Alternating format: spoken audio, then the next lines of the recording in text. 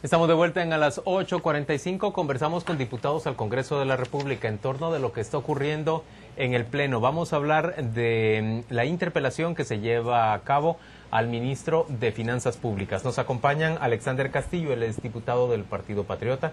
Está con nosotros también Roberto Alejos, un diputado independiente. Su corbata es bastante elocuente, yo creo que lo identifica fácilmente. Y esperamos hacer contacto por la vía telefónica con Edgar Axip, diputado del Partido Líder. Señores, bienvenidos. Gracias por acompañarnos. Buenas noches. Hola. Podríamos comenzar con esa denuncia que hizo el presidente de la República la semana pasada. Él decía que le están chantajeando al partido oficial a cambio de suspender las interpelaciones, a cambio de prebendas, principalmente obra pública. El diputado Castillo, ¿qué futuro tienen estas negociaciones en el Congreso y qué opinión tiene usted de la denuncia que se hizo la semana pasada? Bueno, realmente es lamentable la situación que estamos viviendo en el Congreso.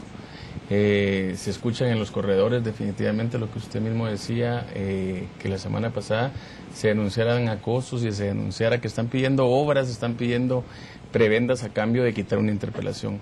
Yo creo que la bancada que está interpelando debería ser un poco más madura y un poco más profesional en cuanto al manejo del hemiciclo, definitivamente. Tuvimos un desempeño en los primeros días de esta legislatura muy importante, con la aprobación de 3 leyes importantes, como lo fue el Ministerio de Desarrollo Social, la Ley Antievasión 2 y posteriormente pues logramos aprobar la reforma fiscal. Sin embargo, a partir de eso fue que la bancada interpelante metió esta interpelación y hemos estado parados ya prácticamente un mes y días. Y tenemos conocimiento que no es solamente esta interpelación, tienen 3 más en camino. Escuchábamos ahí de parte de los diputados que viene la del ministro de Economía, luego están hablando del ministro de Salud, y como creen interpelar a los 13 ministros. La labor que quieran hacer ellos sería algo que ellos deberían de decirnos en esta tribuna, ¿verdad? A ver, sí. Yo estoy de acuerdo con que es criticable esa seguidilla de interpelaciones o que se prolongue demasiado una interpelación y se obstaculice el trabajo en el legislativo. Pero yo también puedo encontrar elementos positivos en una interpelación como la que se está llevando a cabo. Los ciudadanos difícilmente nos enteramos de una sobrevaloración en la compra de medicinas que ha reconocido aquí en A las 8:45, incluso la vicepresidenta de la República, de no ser por este tipo de ejercicios. ¿Qué piensa usted, señor Alejos? ¿Qué debería ocurrir para moderar o para racionalizar el uso de un instrumento que es valioso en una democracia? Y habría que hacer un poco de memoria, porque lo que sucede es que la interpelación, un instrumento muy útil para el tema de la fiscalización, era mal usado de parte del partido gobernante en el pasado. Antes de la Constitución del 85 se presentaba una interpelación y el presidente del Congreso no tenía fecha para fijarla. Y todos los presidentes del Congreso de aquel entonces fijaban la fecha en un año más tarde para que se llevara a cabo la interpelación. Cuando perdía causa. Cuando perdía la causa o simplemente cuando quisiera. A los constituyentes, y los voy a criticar porque me incluyo, se nos fue la mano. Porque de ese extremo nos fuimos al otro extremo. Ahora la interpelación la puede presentar un solo diputado y el presidente tiene que poner la fecha en las próximas 5 sesiones después de haberse presentado la solicitud de interpelación.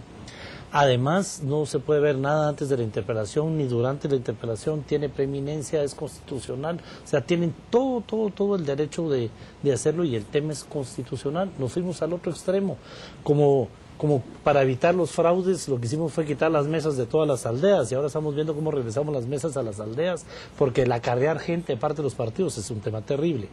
Entonces, en este caso, propusimos siempre una reforma a la ley orgánica y de régimen interior para encontrar la media. Ahí está la propuesta, pero creo que se nos pasó el tiempo.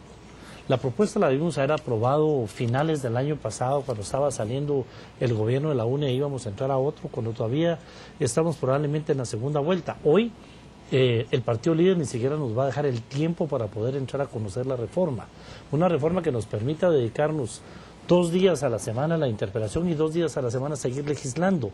De manera que de esa forma no paramos el tema de la interpelación, pero tampoco paramos de legislar. Paola, por la vía telefónica tenemos ya contacto con el diputado Edgar Axip, a quien le damos la bienvenida. Y la pregunta directa para usted es consecuencia de esto último que acaba de decir el expresidente del Congreso, el señor Alejos. Diputado, ¿el Partido Líder estaría interesado en una reforma como la que describe Roberto Alejos? Muy buenas noches a todos los televidentes de Canal Antigua. Creo que lo primero que tenemos que recordar es la función básica dentro del Estado que tiene que cumplir el Congreso. El Congreso no es una institución al servicio ni de ningún poder, ni del Ejecutivo, sino es un organismo de Estado que precisamente debe ser el más representativo de la sociedad y es el que debe buscar el contrapeso. En ese sentido, la interpelación se hace necesario cuando los asuntos del Estado no se pueden abordar por otra vía, por mesas de diálogo, tal y como está aconteciendo ahora. Lo que pasa es que hay partidos que cuando están en oposición tienen un discurso y quieren que la ley les favorezca, y cuando están en el gobierno entonces no les gusta la oposición. La democracia precisamente es esa alternancia del poder y es la viabilidad del diálogo y del consenso. Cuando se aprueba la ley para hacer la reforma o la actualización tributaria, se debió instalar mesas, discutir a fondo esta ley, y hoy podemos ver las consecuencias. Hay muchos sectores protestando, vimos a los importadores de vehículos, hemos visto el tema de las aduanas. Estoy enterado que hay sectores de la pequeña, la microempresa, grupos exportadores que están totalmente inconformes porque se les dijo una cosa y se aprueba otra ley, porque todos sabemos que esta ley se ingresó un viernes, el lunes se integra la Comisión de Finanzas la semana siguiente y en un día tiene un dictamen de una comisión que de un documento que tiene 186 artículos y que tuvo reforma de 56 enmiendas.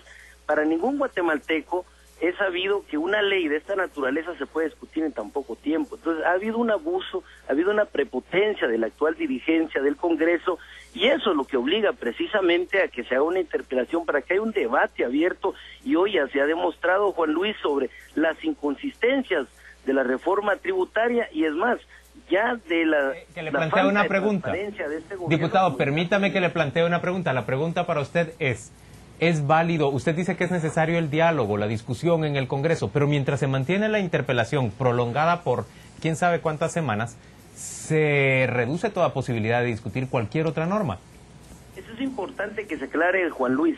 Hemos tenido 4 sesiones nada más de interpelación, las otras no se han sesionado porque el Partido Patriota y sus aliados se retiran del Congreso.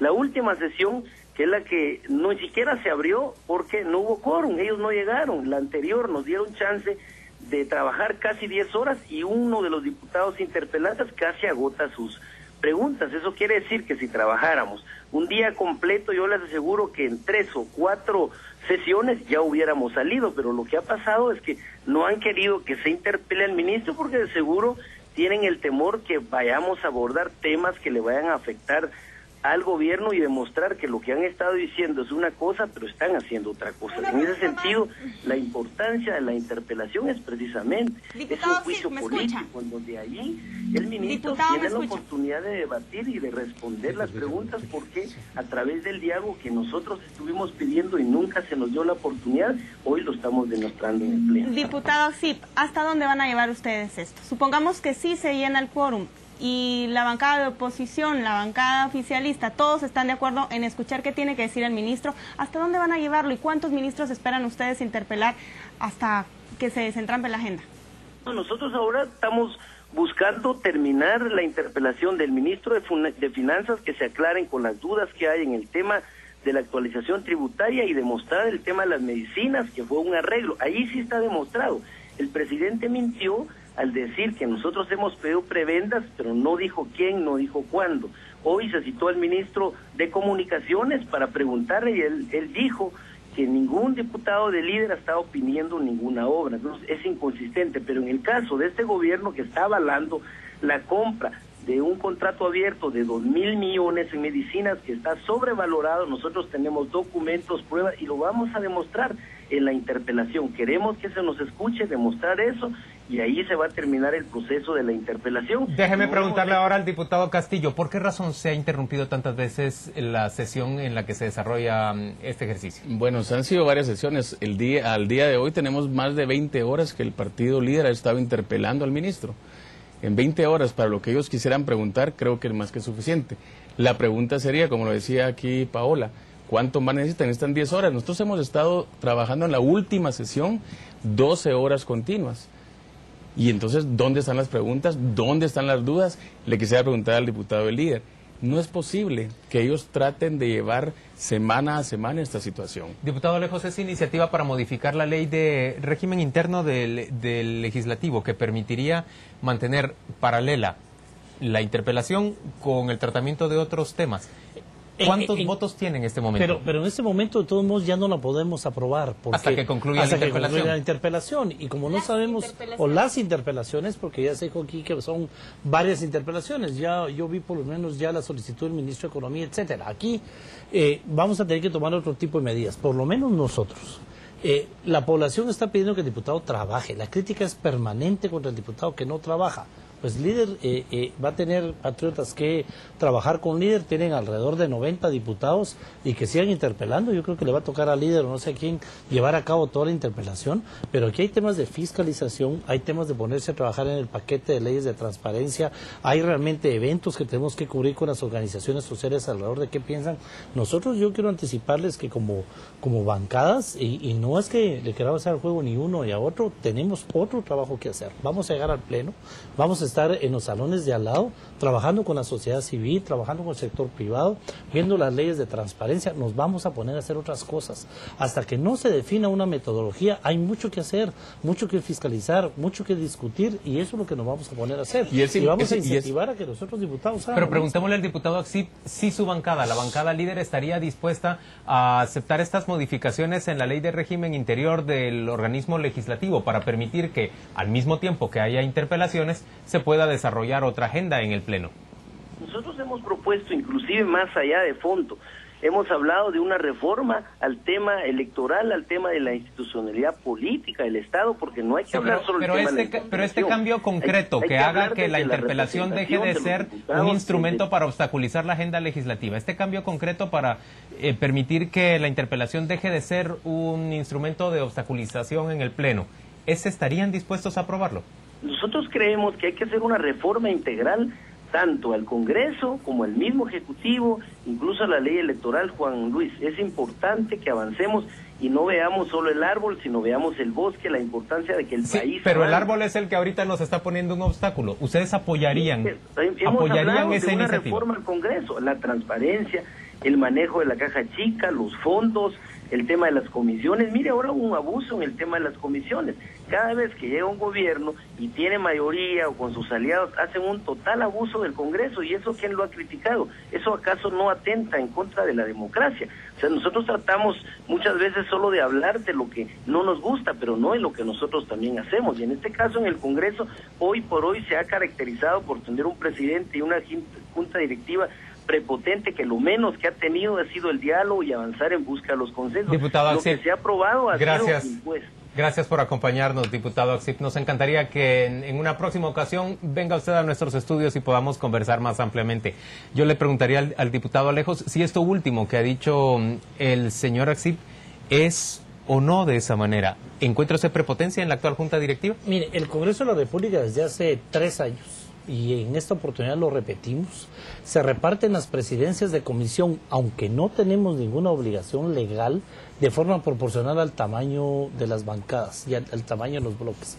Tratamos de ir buscando normas que ahora hay que volverlas ley y no solo una costumbre, en relación precisamente a la transparencia, al manejo de los fondos, a la forma en que se debe conducir la Junta Directiva, a seguir reduciendo los viajes, a seguir reduciendo una serie de gastos, pero si estamos entrampados en una discusión de este tipo no lo vamos a lograr. ¿Qué es negociable en una discusión de este tipo? Si asumimos como cierto lo que se planteaba la semana pasada. En este caso ahorita no hay nada negociable. Aquí hay un problema entre el líder y patriotas, hay acusaciones entre ambos lados, van a tener que sentarse ambos a ver qué es lo que sucede, tienen la obligación unos de probar una cosa y los otros de probar la otra, y esto yo veo que va a tomar algún tiempo. Yo de veras con seriedad planteo el tema a las demás bancadas de ponernos a trabajar en otros temas. En algún momento tendrán que parar, no vamos a esperar hasta ese momento para que las leyes estén listas para ser aprobadas. Enriquecimiento ilícito, la ley de la Contraloría General de Cuentas, reformas a la ley de compras y contrataciones.